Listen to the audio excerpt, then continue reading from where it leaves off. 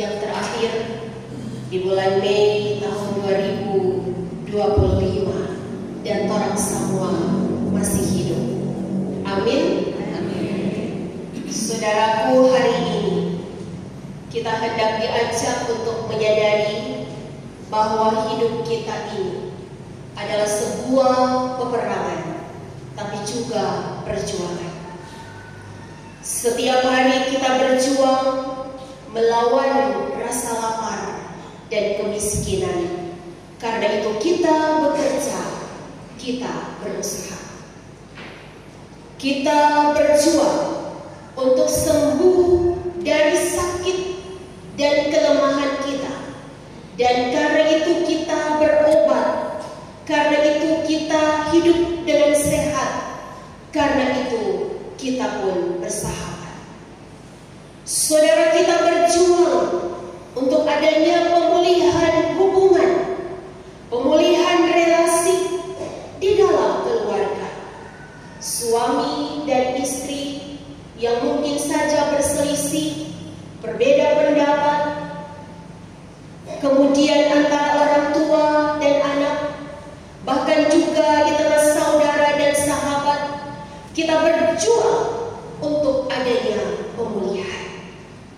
Saudara, setiap hari kita berjuang dari tekanan, baik di dalam studi anak-anak kita, tapi juga di tengah pekerjaan, bahkan di tengah pelayanan sebagai pelayan khusus, tetapi juga masyarakat. Dan karena itu saat ini, saudara, kita harus jujur bahwa tidak mudah bagi kita untuk berhasil dengan mengandalkan kemampuan dan kekuatan diri kita sendiri. Terkadang kita mengeluh, terkadang kita pun bingung dan takut. Mengapa kita terus dibawa dalam cobaan, dibawa dalam ujian, dibawa dalam peristiwa-peristiwa duka yang mengecewakan dan menyakitkan. Kita juga harus jujur, saudara, bahwa terkadang rasa takut, rasa cemas, tapi juga bimbang dan khawatir menguasai hati dan pikiran kita. Lalu kita bertanya, adakah jalan keluar? Apakah saya harus mengalami kekalahan demi kekalahan? Ataukah saya akan menang dalam berbagai hal yang saya hadapi? Saudaraku, sesungguhnya rasa takut, rasa khawatir, rasa cemas dan bimbang itu diakibatkan karena dosa kita. Seperti halnya umat Yehuda saat Nabi Sefanya bernubuat kepada bangsa Yehuda. Mereka sedang hidup di dalam dosa penyembahan berhala, tetapi juga sinkretisme. Saudara, sinkretisme artinya percampuran kebudayaan. Mereka telah percaya Allah adalah Tuhan, tetapi mereka juga tetap menjaga tradisi budaya yang sesungguhnya bertolak belakang dengan apa yang diajarkan oleh kitab suci. Seperti halnya mereka juga tetap mempersembahkan korban bagi berhala. Saudaraku, Nabi Sefanya, dia bernubuat pada masa pemerintahan Raja Yosia sekitar tahun 641 sampai 610 sebelum Masehi, pada masa pemerintahan Raja Yosia di Yehuda. Nubuat ini ditujukan kepada para pembesar, kepada semua pemuka-pemuka agama di Yerusalem. Yang pertama, bahwa Tuhan Allah murka, bahwa Tuhan Allah menghakimi semua orang yang berbuat dosa. Karena itu dicatat dalam kebenaran firman Tuhan, musuh-musuh mengalahkan mereka. Saudara, dalam sebuah peperangan, kalau musuh menyerang, berarti ada korban. Rumah tempat tinggal mereka hancur, mereka tidak punya lagi usaha dan pekerjaan, mereka telah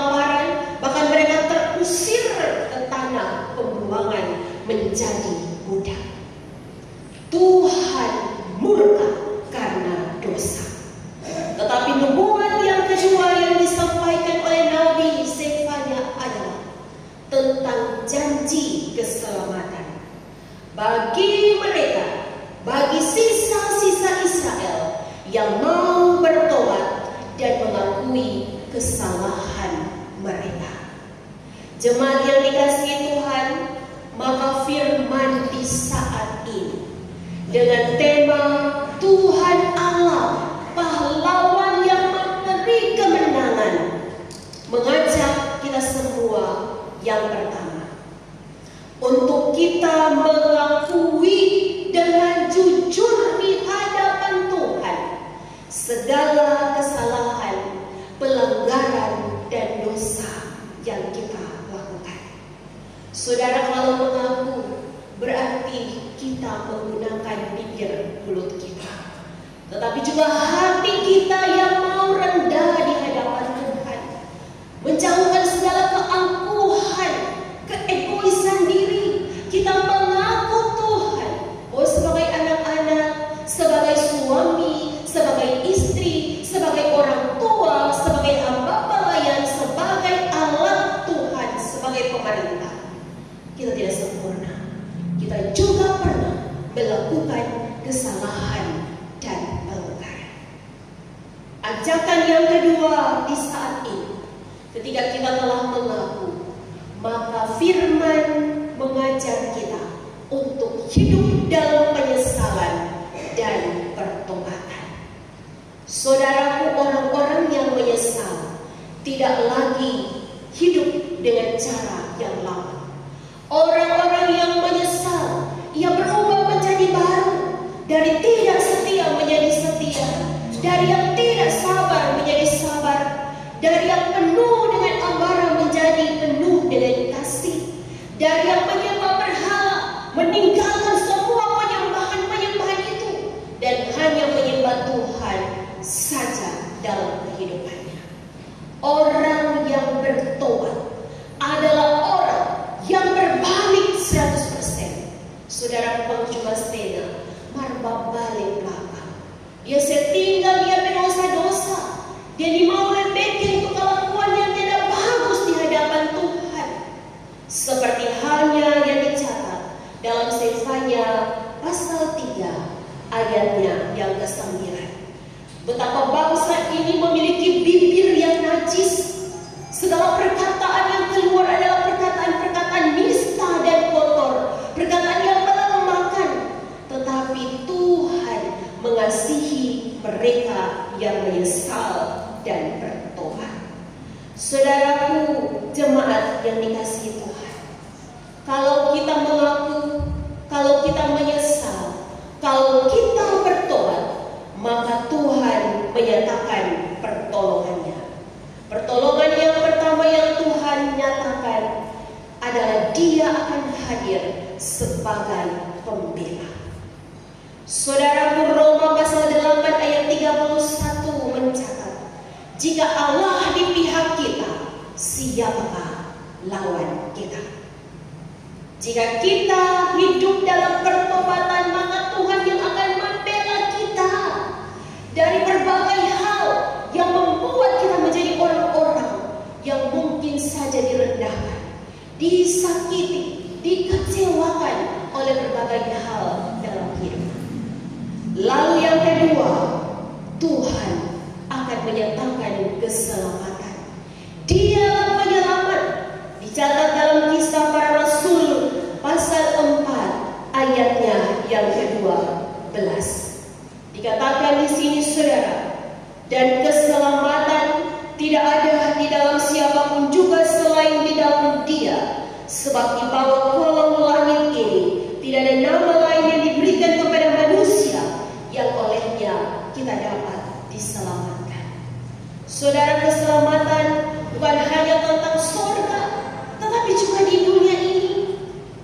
Doa Bapa kami mencatat, jadilah kehendakmu di bumi seperti di surga. Kalau di surga ada damai sejahtera, maka di bumi juga, di keluarga kita, di rumah kita, di pelayanan kita, di hati kita akan ada damai. Jika Tuhan Yesus adalah juru selamat kita. Saudara, yang ketiga yang akan Tuhan nyatakan ketika kita mengakui, menyesal dan bertobat, Dia menjadi pahlawan. pahlawan yang gagah perkasa, yang kuat dan hebat, yang akan memberikan kepada kita kemenangan. Ayatnya yang ke-18 saudara, dari Sefanya pasal 3 dicatat, seperti pada hari pertemuan raya, aku akan mengangkat malapetaka daripadamu, sehingga oleh karenanya engkau tidak lagi menanggung jamaah. Saudaraku, kekalahan itu sangat tidak menyenangkan. Tetapi kemenangan yang kita alami itu sangat menyenangkan. Dan karena itu, mau hidup berkemenangan, firman Tuhan mengingatkan, libatkan Tuhan, hadirkan Tuhan, dan jangan mengandalkan diri sendiri.